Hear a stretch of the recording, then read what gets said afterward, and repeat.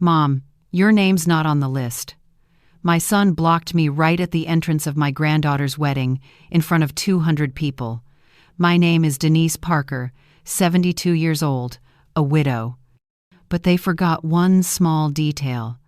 I was the one who paid for the entire event. I had spent the whole morning getting ready. My oldest granddaughter's wedding was something a grandmother waits her whole life for. My Clara.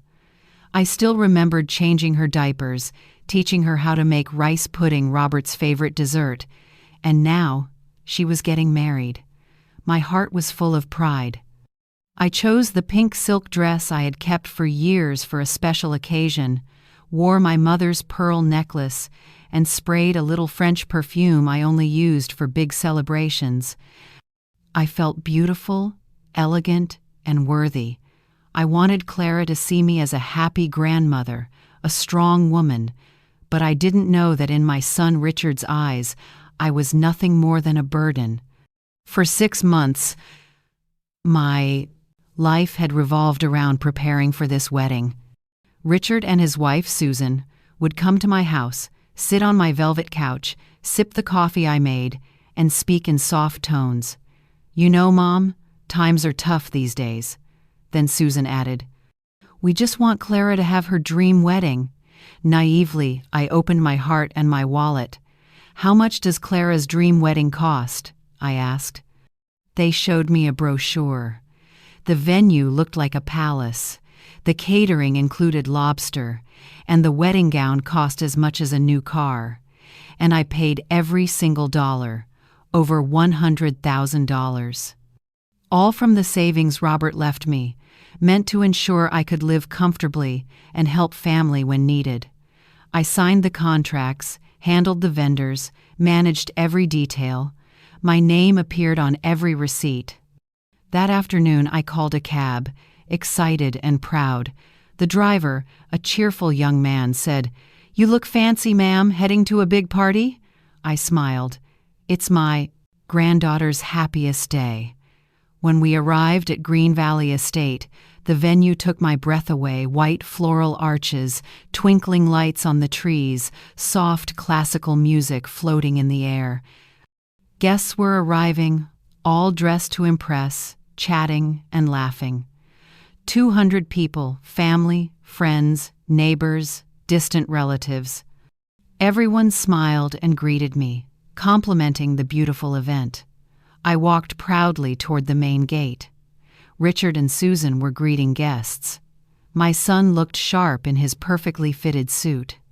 Susan sparkled in a bright emerald dress that made her look like a Christmas tree. "Richard, my son, everything looks wonderful," I said as I stepped forward to hug him. But he didn't move. His eyes were cold, distant like those of a stranger. Susan turned away, pretending to fix the flowers. "Mom," he said, his tone icy, "what are you doing here?" I laughed, thinking he was joking. "What am I doing here? I came to my granddaughter's wedding, of course." He grabbed the guest list from the receptionist's hands and looked at it for a long moment. The music faded. 200 guests behind me fell silent. I could feel all eyes on me. "Your name isn't on the list," he said loud enough for everyone to hear. My smile disappeared. "What do you mean, Richard? What kind of joke is this?" "It's not a joke," he said curtly. "Probably a mistake in the invitation process." "A mistake?" I was the one who paid for the invitations and helped Susan double-check the guest list to make sure no one was forgotten. Shame burned across my face like fire. I looked at Susan. She was smirking in triumph. Everyone was still staring. My longtime neighbor covered her mouth in shock. My nephew looked down, pretending to scroll through his phone. No one said a word in my defense. I was humiliated in front of everyone, treated like an intruder. I took a deep breath. A lifetime of dignity. I wouldn't let an ungrateful child destroy it. I straightened my necklace and looked straight into my son's cold eyes. "All right, sweetheart," I said calmly. If I'm a mistake, I'm sorry for the inconvenience." I turned around and walked away with my head held high. 200 people stepped aside as I passed, as if I carried a disease. No one touched me. No one offered a hand. I walked under the floral arch I had paid for, to the sound of the music I had chosen, leaving behind the celebration I had built. The cab driver was still waiting. "Did you forget something, ma'am?" he asked. I replied, "Yes, I forgot what kind of son I raised."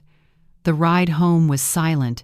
Anger and humiliation sat heavy in my chest, too heavy even for tears. They had used me, drained every ounce of kindness I had, and tossed me aside once I was no longer useful. They wanted my money, not me. They were ashamed of their old mother. When I got home, the apartment felt painfully quiet. The pink dress looked ridiculous now. I took it off and threw it on the floor.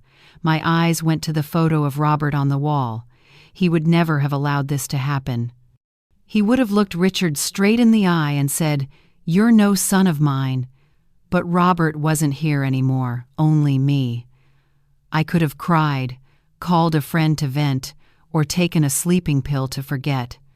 But the woman who came home that night was not the same Denise who had left. The humiliation had awakened something in me. The woman who once ran her husband's business for 10 years, managed finances, negotiated contracts, and knew the value of every dollar. I didn't cry. I walked straight into my office, opened the cabinet, and took out a cream-colored folder labeled Clara's Wedding. Inside was everything: the venue contract with my signature, catering invoices in my name, decoration receipts, and wire transfers from my account to each vendor. I picked up the phone. My lawyer, Martin Hayes, had been my legal advisor for 30 years. He answered right away. "Mrs. Parker, what a coincidence today's your granddaughter's big day, isn't it?" I smiled, but there was no joy in it. "Martin, I need the best attorney you can be tomorrow morning. Do you have 5 minutes?" "For you, I have the whole evening." "What happened?" "I was asked to leave the wedding I paid for," I said slowly. "My son and daughter-in-law think they can take my money and treat me like garbage. I need you to help me fix that." I sat down in my leather chair, the folder open before me. The pain was still raw, the humiliation still burned, but beneath it, a plan had already formed. Richard thought he had excluded me from the party. He didn't know I had just closed the door on his easy life. Tomorrow morning, instead of an apology, he'd receive a court summons. I didn't sleep that night, not after what happened at my granddaughter's wedding. I sat in the living room, the pink dress still lying on the floor, a symbol of disgrace. The old clock ticked like it was whispering, "Mistake, mistake." Dawn broke, but the house still felt heavy. I didn't brew coffee. The smell, once comforting, now felt bitter. The ache in my chest wasn't sharp anymore, just deep and tired, like the grief of losing a child I thought I had. At 9 a.m., the doorbell rang. Martin stood there. He had been part of our family for decades, even Richard's godfather. When he saw my face, he froze, then anger flickered across his eyes. "Good Lord, Denise, sit down." "I'm fine," I said. "The files are on the table." He took off his coat, sat at the dining table, and began reading. I stood by the window. It was a beautiful day, neighborhood kids playing outside, the kind of Sunday when I should have been at a fancy hotel, eating breakfast with my granddaughter, laughing about the party. "Denise," Martin's voice pulled me back. "I see the contracts, the receipts, everything's in your name. You paid from your personal account. Legally, you're the event's owner, the host." I laughed bitterly. "The host? Locked out of her own party? How ironic." "It's not just ironic," he said grimly. "It's humiliation." We both thought of Richard. "What do you want to do?" he asked. "We can sue for emotional distress. You have 200 witnesses." I turned to him. "Martin, what do you think I want? An apology? A compensation check written with my own money?" That's when it hit me. The real revelation wasn't about humiliation, it was about power. They never saw me as a mother or a grandmother. To them, I was a wallet that never ran dry. And when people don't need a wallet anymore, they close it, or in their case, they lock it out of the party so it doesn't ruin their perfect family photos. I remembered all the years of being dismissed, all the little ways they made me feel small. "Mom, you don't understand real estate investments," Richard once said when I told him to buy an apartment to rent instead of that luxury car. "Mrs. Parker, this phone is too complicated for you," Susan once told me, with that pitying tone when I asked about the banking app. They had no idea that after Robert's death, I ran his logistics company for a decade, negotiated contracts, dealt with unions, balanced the books to the last cent.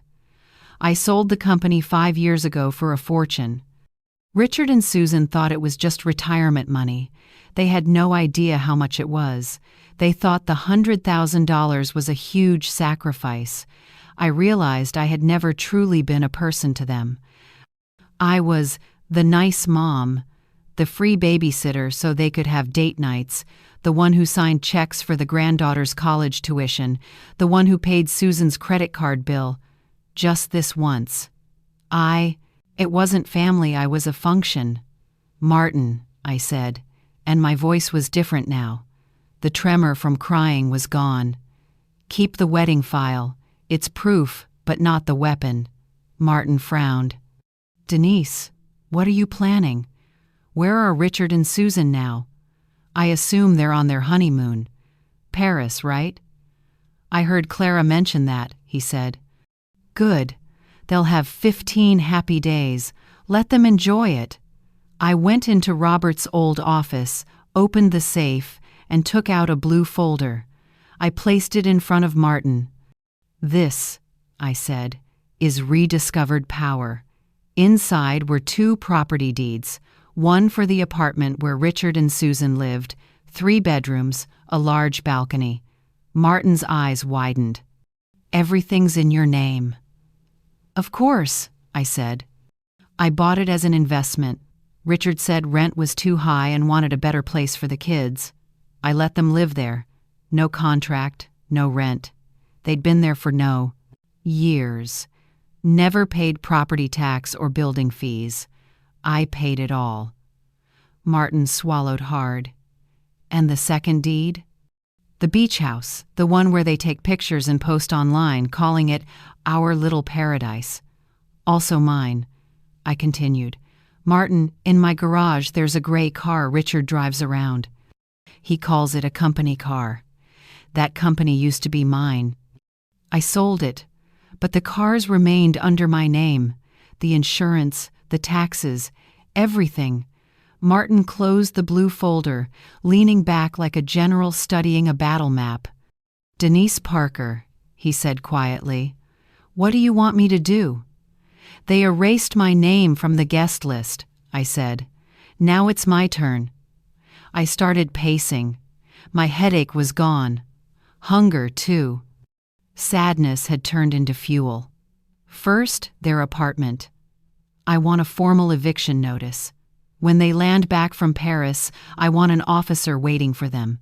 No, better yet, post it on the door. 30 days to move out. That's what the law says, right? If it were up to my heart, I'd give them 30 minutes, but I'll follow the law. Second, the beach house. Change the locks tomorrow. Hire a security company. If they try to enter, it's trespassing. Third, the car. Send a registered letter demanding immediate return. If not, file a police report for misappropriation of property. I stopped, grabbed my purse, took out my phone, and opened the banking app, the same one Susan said I couldn't use. I went to scheduled transfers. There it was. Allowance. Richard Parker. $4,000 monthly. I turned the screen to Martin. He let out a low whistle. $4,000 a month? Yes, the allowance, as they call it. Susan doesn't work. She calls herself an influencer, inspiring her friends to shop with my money. And Richard's salary from that tiny ad agency barely covers the suit he wore to humiliate me. I pressed, "Cancel transfer." The screen blinked. "Scheduled transfer canceled." "Done," I said. Martin was silent for a long moment. He no longer looked at me with pity, but with respect. "They're going to hate you, Denise," he said quietly. "They already do, Martin. They just hid it well because they needed my money. They don't hate me for being cruel. They hate me for being old. They hate me because I remind them they're nothing without me. Let them hate me, but from afar." And broke. "And Clara?" he asked softly. That one hit where it hurt. She knew her grandmother paid for her dress, knew I was turned away at the door, and said nothing. She made her choice, chose the party, the money, her parents. Now she'll live with that choice, without her grandmother's privileges. I took a deep breath. "Martin, we spend our whole lives nurturing our children. But when a tree grows and only bears rotten fruit, you have to stop watering it. And sometimes you have to cut it down." Martin stood up and slipped the folder into his briefcase. "I'll prepare the notices today. When they return, someone from the building will be waiting. The beach house locks will be changed by tomorrow morning." He paused at the door. "Will you be all right?" I looked at Robert's smiling photo on the wall. "I'll be fine, Martin." Last night, I felt like a mistake. Today, I feel like a beginning. He nodded and left. I closed the door. The house was quiet, but not the silence of defeat. It was the silence before battle, the silence of strategy. My son and daughter-in-law were flying across the Atlantic, sipping champagne, laughing, believing they had fooled the foolish old woman. They were headed to the city of light. But when they came back, every light in their comfortable lives would go dark. The following 15 days were the strangest of my life. They were in Paris, eating cheese and drinking wine, while I was in New York dismantling everything that had once been their privilege. Everything unfolded quietly, precisely as I had planned.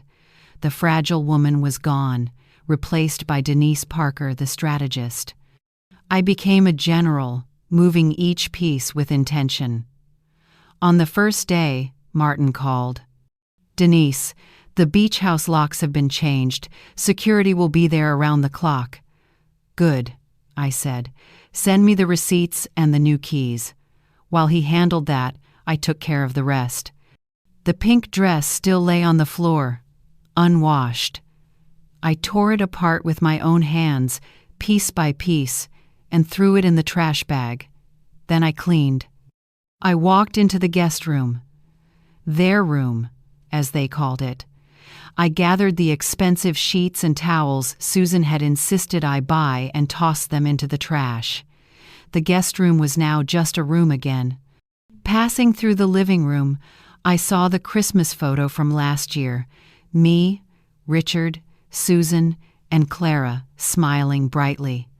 Susan's smile in that picture was the same, one she wore when she watched me being humiliated. I removed the photo and put it in a dark drawer. In its place, I set another.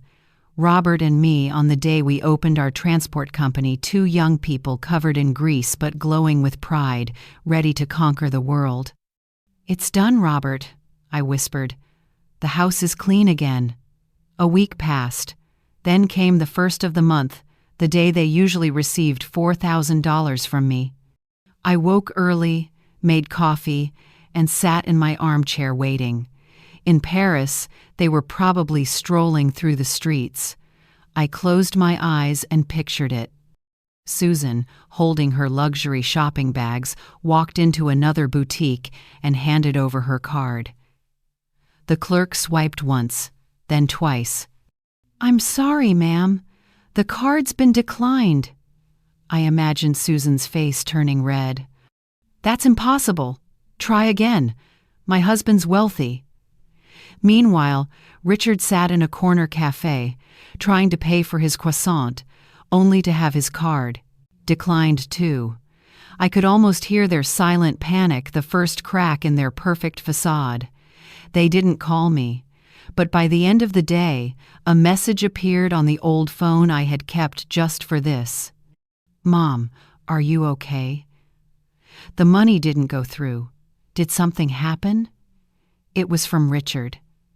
The concern in his words was obvious, not, "Mom, how are you after the wedding?" But where's the money? I stared at the message. My fingers itched to reply, to release everything I'd been holding in. But Denise, the woman who had learned strategy, knew silence was the strongest weapon. I didn't respond. I simply deleted the message. While they were in Paris, staring at their empty accounts, confused and anxious, I knew this was only the first step of my plan: disorientation. In the following days, Martin continued his work. "Denise, the eviction notice has been filed with the court. The bailiff's appointment is set for the day they return. As for the car, retrieval letter, I sent it to their apartment address. The doorman will hand it to them personally." I felt lighter than I had in years. After living so long as just a grandmother, I had forgotten I was still Denise. I started going out again. I went to the salon and got a short, modern haircut, the kind Susan once said only young women could pull off. I dyed my hair light brown, erasing the gray that had aged me. I stopped by the mall not to buy gifts for my granddaughter or household items, but to buy the newest laptop. I hired a young tutor for private lessons. "I want to learn everything from spreadsheets and investing to financial apps," I told him. Susan had thought I couldn't even use a phone. She didn't know that within a week, I had transferred 90% of my assets into a secure investment fund that not even the president could access.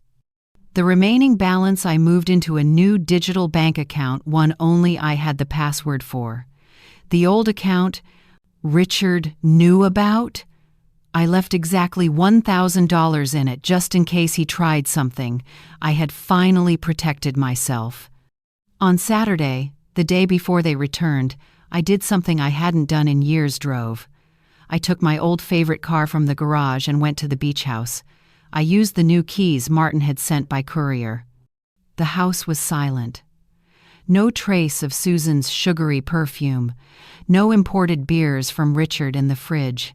It was mine again. I sat on the porch, looking out at the ocean, and cried not out of pain, but relief. I cried for the woman who had allowed herself to be used. I cried for Robert because I had let his son become so heartless.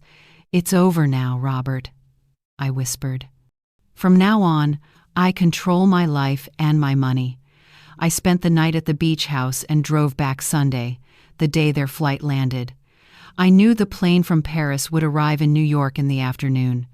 Factoring in customs, baggage, and traffic, they'd reach the apartment around 8 p.m.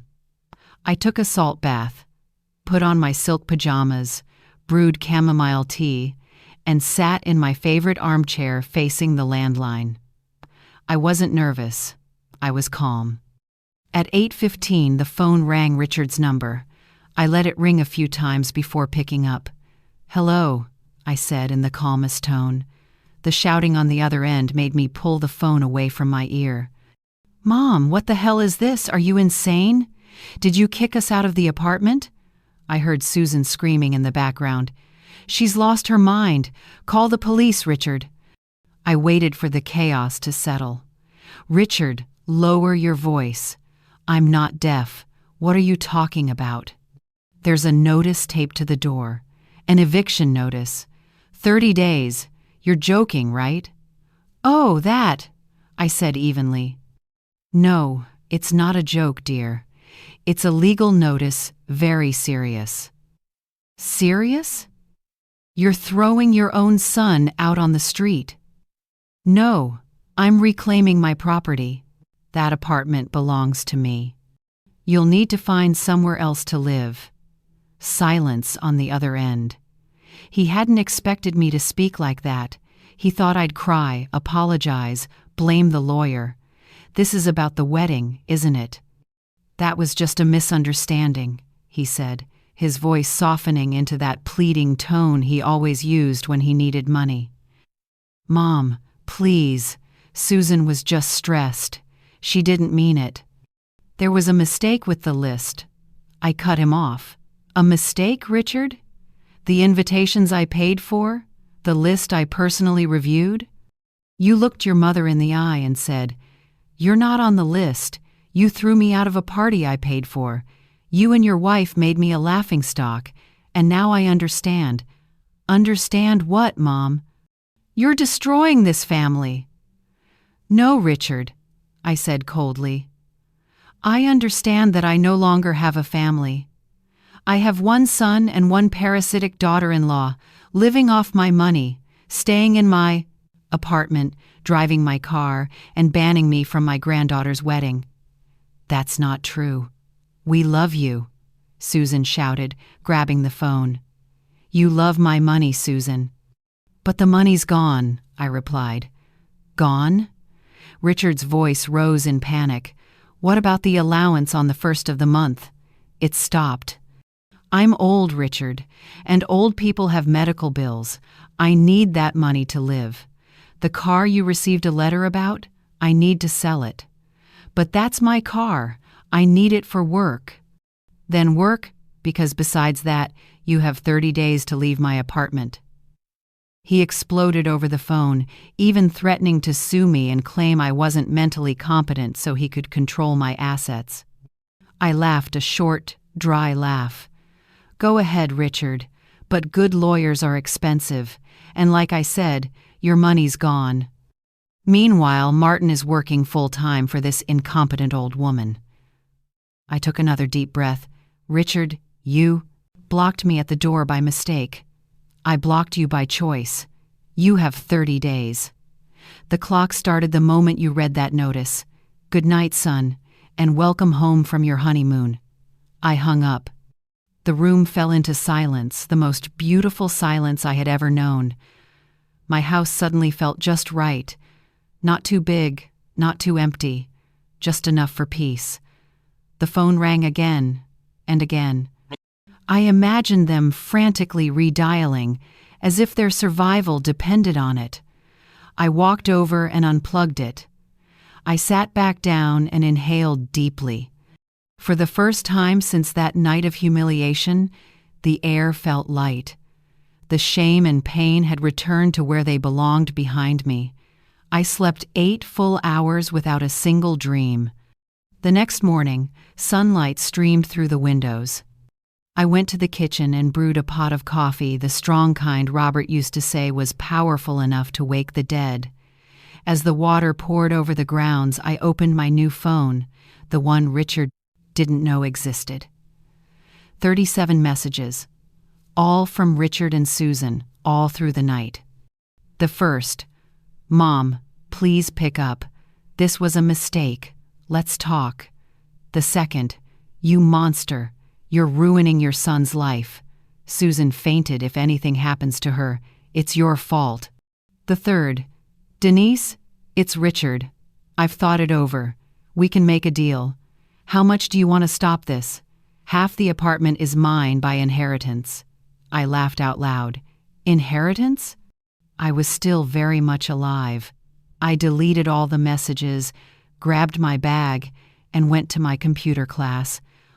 While I was learning how to make spreadsheets in Excel and realizing I was actually quite good at it, Richard, after a sleepless night, decided to prove who really had control. He put on the expensive suit he'd bought with my money, went down to the garage, and tried to drive his luxury car, my car, to the office. His small advertising agency barely made enough to pay the bills. But he didn't expect the doorman, Mr. George, to be so loyal. "Good morning, Mr. Richard, Mrs. Susan. Welcome back from your trip," George said politely, his hand resting on the gate control. "Good morning, George. Open the gate. I'm in a hurry," Richard said, pressing the car key. The car beeped, but the gate stayed closed. "George," I said, "open the gate," Richard barked. George stepped out of the booth looking uneasy. "I'm sorry, sir, but I have direct orders from the owner, Mrs. Denise Parker." Richard froze. "Orders? What orders?" "This vehicle isn't authorized to leave the garage. It's on the list of assets to be reclaimed. The insurance company has been notified. If you attempt to drive it away, I'm required to call the police and report a stolen vehicle. I'm truly sorry, sir, but the law is the law. This car isn't in your name." I later heard the story from Mrs. Martha, my neighbor from the building across the street, who was out walking, her dog, and saw everything. She told me Susan screamed, calling George, "That old hag's puppet." Richard turned red as a beet, opened the car door, unbuckled the child seat for my grandson, the one I had bought, and threw everything onto the garage floor before walking out to hail a taxi. That was the first consequence, public humiliation, just like what I had endured, except instead of 200 wedding guests, his witnesses were the neighbors and the doorman. The big businessman was banned from driving his own car. The second consequence came that same afternoon. Susan, hungry and frantic, opened the food delivery app. Her card was declined. She tried another. Declined. Tried Richard's. Same result. The $4,000 I had sent them each month wasn't extra money.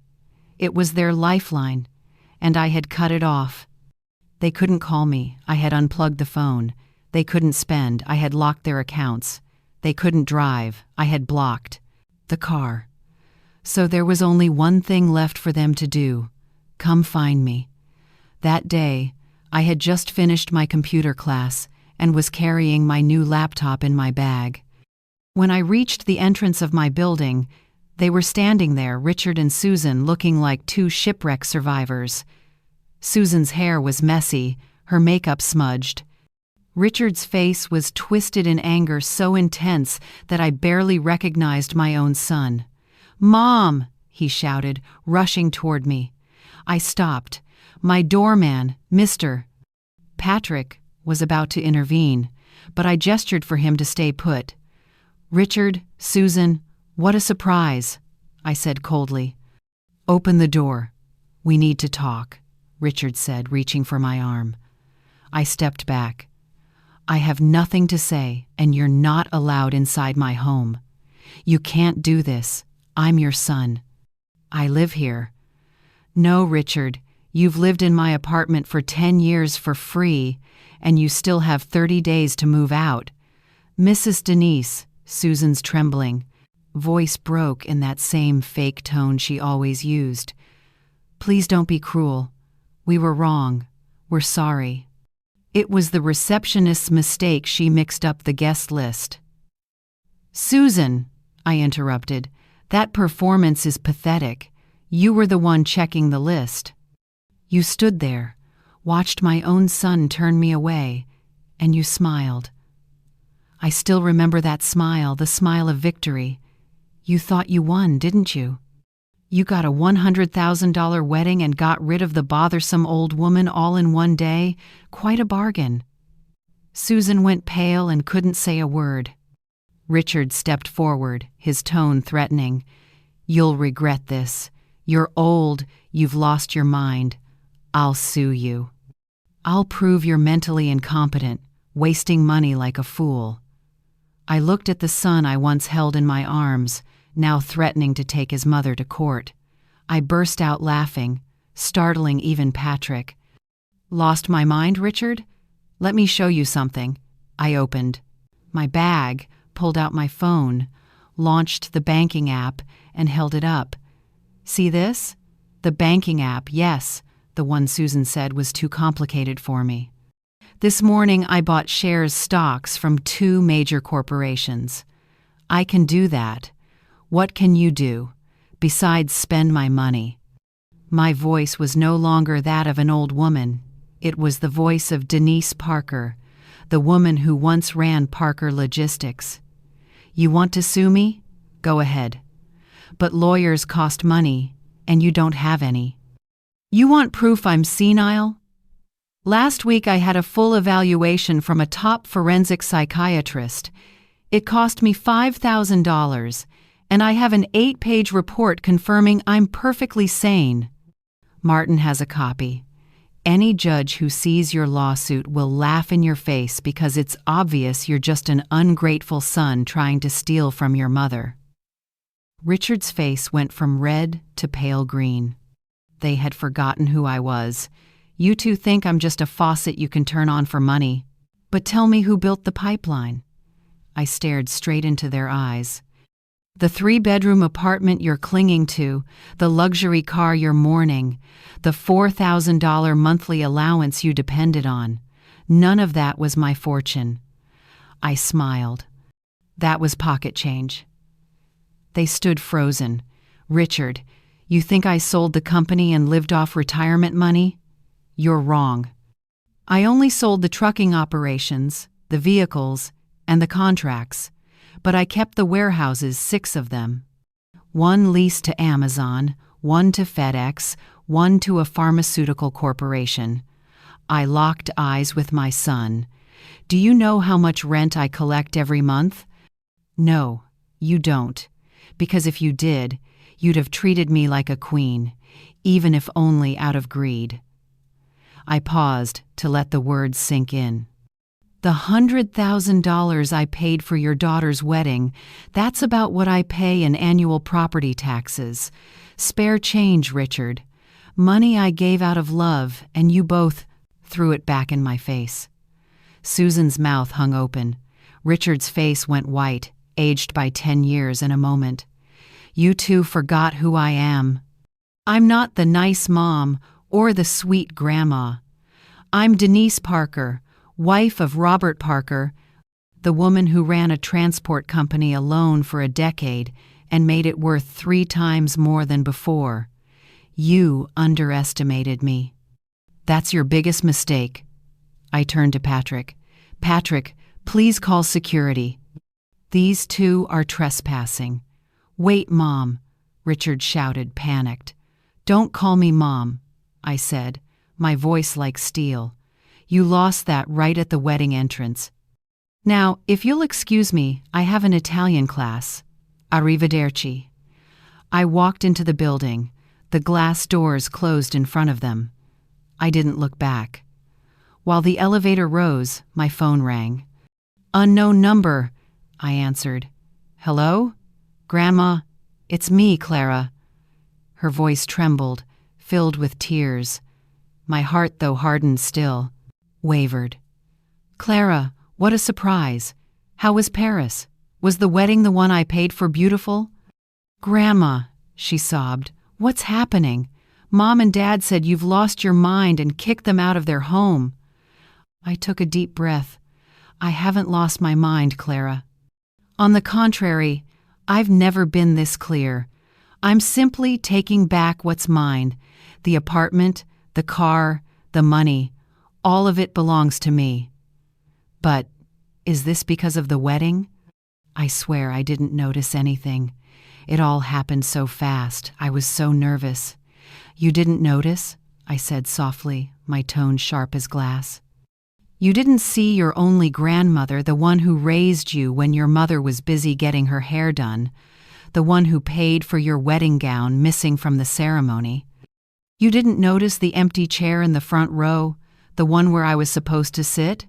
You didn't ask why? She kicked you out?" Clara's voice quivered.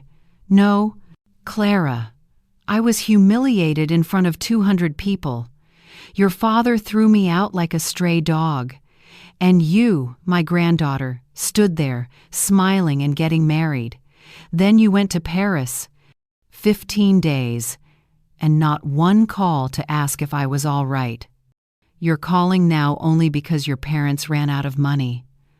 The line was silent except for her muffled sobs. "Your parents chose their path, Clara. And through your silence, you chose too." I paused. "You chose the party, the luxury. Now live with that choice. Live with what you chose." "I still love you, Clara, but the foolish grandmother who paid for everything and endured everything is gone. She died at the doors of your wedding." I hung up. The elevator doors opened. I stepped into my apartment. The new balance of power had not only been established, it had been carved in stone. My new life began in silence, but it wasn't emptiness, it was peace. In the days that followed, I felt as if I had awoken from a long fever. Everything around me seemed sharper, brighter, and I, finally, was in control. The 30 days I gave Richard and Susan to leave passed quickly for me, but must have felt like a century for them. They stopped calling. Apparently, they had hired a lawyer. Martin phoned me, laughing heartily. "Denise, I just got a call from a colleague," he said. "Richard and Susan hired him to negotiate a peaceful agreement." I asked, while watering my plants, "And what did you tell them?" "I told them Mrs. Denise Parker doesn't negotiate with people who treated her like trash. The only agreement is to hand over the keys on day 30 or face eviction." He paused. He went silent after that. I guess they didn't tell him the full story. "They never do," I replied. "And the car?" I asked. "Returned. Richard had to hire a tow truck to deliver it to your office garage. Seems he doesn't want to see you again." I smiled. At least this time he used his private. At exactly 5 p.m. On the 30th day, a delivery man brought me a brown envelope. Inside were the apartment and beach house keys. No note, no apology, just surrender. I held them, feeling the weight not of metal, but of the lesson they represented. My neighbor, Mrs. Martha, who always knew the news faster than the newspapers, told me that Richard and Susan couldn't afford a hotel. They had to rent a shabby one-bedroom apartment in the suburbs with a small loan Richard barely managed to get. Susan, the social media influencer, was forced to sell her designer handbags, the same ones I'd paid for. The lesson they learned wasn't about love or remorse. They never knew remorse. They learned about power, that the money they worshipped wasn't theirs, it was mine, and whoever controls the money controls the game. They made me endure public humiliation, but their downfall came quietly and irreversibly. Richard, the big businessman, now takes the bus. Susan, the high society lady, now shops at discount stores. But the biggest change wasn't in them, it was in me. I sold that apartment within a week, at a higher price than expected. I didn't let the money sit idle. Using what I'd learned in computer class, I began investing not just in stocks, but in myself.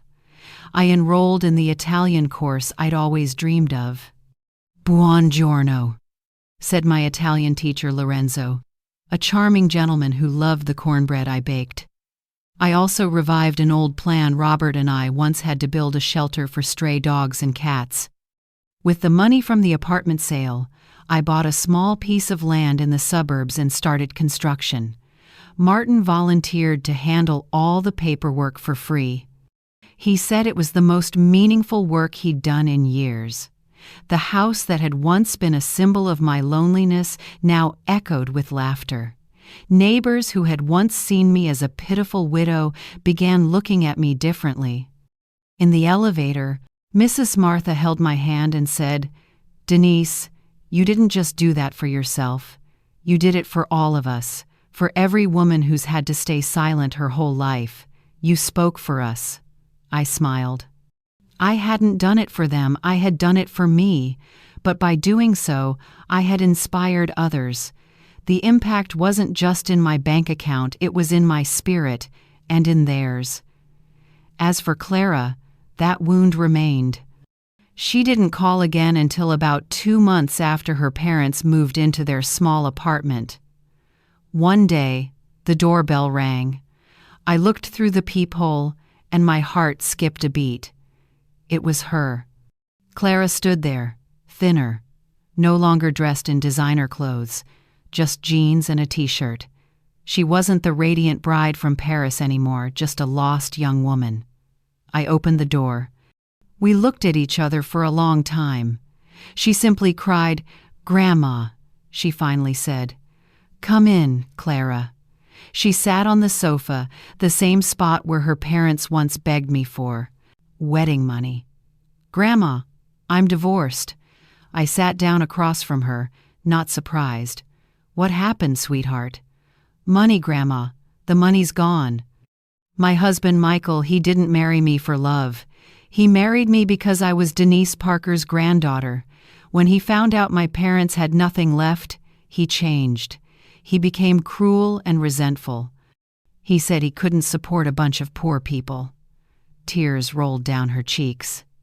"Grandma, I realized his love was just like the kind of love my parents had for you, a love that depended on a bank balance."